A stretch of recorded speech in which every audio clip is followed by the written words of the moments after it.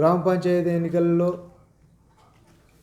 Congress party కానీ ఇతర రాజకీయ పార్టీలు 17% బీసీ రిజర్వేషన్లను పరిమితం చేసి ఇబ్బంది పెట్టినా కూడా జనరల్ స్థానాల్లో పోటీ చేయాలని చెప్పి మరి గ్రామ పంచాయతీ ఎన్నికల్లో పిలుపునిస్తే 52% వరకు జనరల్ స్థానాల్లో మరి కలుపుకొని బీసీలు సత్తా చాటడం జరిగింది. అదే స్ఫూర్తితోటి మున్సిపల్ ఎన్నికల్లో కూడా బీసీలకు రిజర్వేషన్ల పరంగా 31% వరకే పరిమితం చేసిన మరి జనరల్ స్థానాలను కలుపుకొని దాదాపు 65% వరకు మరి మున్సిపల్ చైర్మన్లుగా, మేయర్లుగా, డిప్యూటీ చైర్మన్లుగా ఎన్నిక కావడం చాలా శుభదాయకం.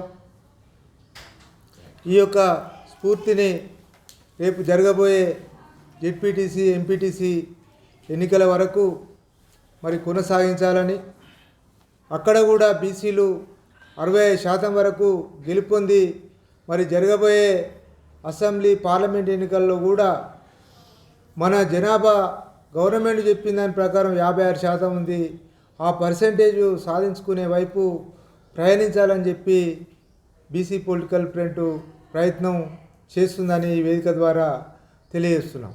ముఖ్యంగా ఇది 2.5 సంవత్సరాల క్రితము ఈ బీసీ ఉద్యమం ఈ యొక్క సామాజిక విప్లవంగా మారింది. ఈ విప్లవం యొక్క స్ఫూర్తి మరి చట్టసభలలో బీసీలకు రిజర్వేషన్లు సాధించే వరకు కొనసాగాలి.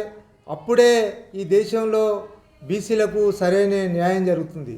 ఎందుకంటే బీసీలకు భారత స్వాతంత్రం వచ్చిన తర్వాత, రాజ్యాంగం నిర్మాణం జరిగిన తర్వాత బీసీలకు పెద్ద నష్టం జరిగింది. ఈ దేశంలో ఎక్కువ నష్టపోయిన వర్గాలు ఎవరైనా ఉన్నారంటే అది బీసీలే.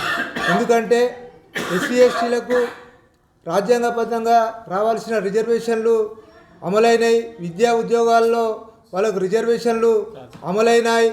అదేవిధంగా మరి ఉన్నత వర్గాలు డబ్బు, సంపద, మానవ వనరులతోటి మరి దేశంలో ప్రధానమంత్రులు, ముఖ్యమంత్రులు, గవర్నర్లు, రాష్ట్రపతులు, పారిశ్రామికవేత్తలు, విద్యా ఉద్యోగాల్లో వాళ్ళే ఇప్పటి వరకు పెత్తనం కొనసాగుతూ వస్తుంది.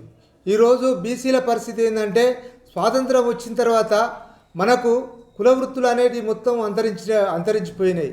ఆ వృత్తుల స్థానంలో ఒక తండ్రి ఒక వృత్తి చేస్తే కొడుకు వరకు వచ్చేసరికి ఆ వృత్తి అనేది లేకుండా పోయింది.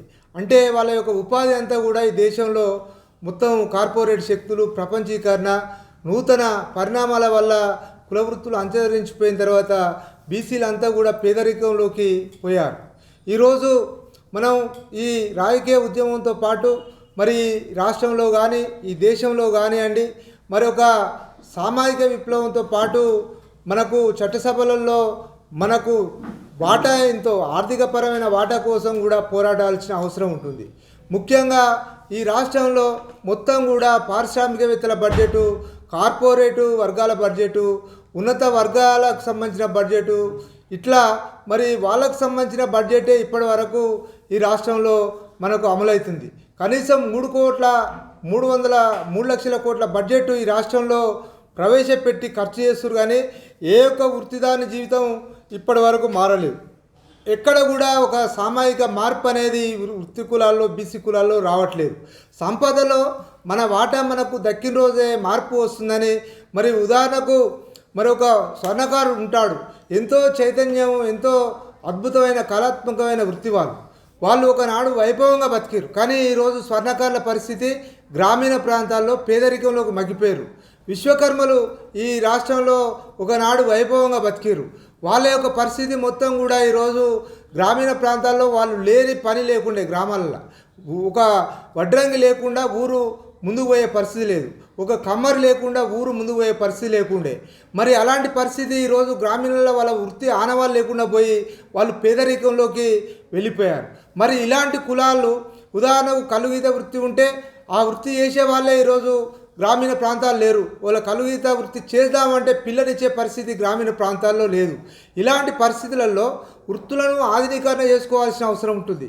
ఈ వృత్తులను ఆధునీకరణ చేసుకున్న తర్వాత వాళ్లకు బడ్జెట్ కేటాయించాల్సిన అవసరం ఉంటుంది.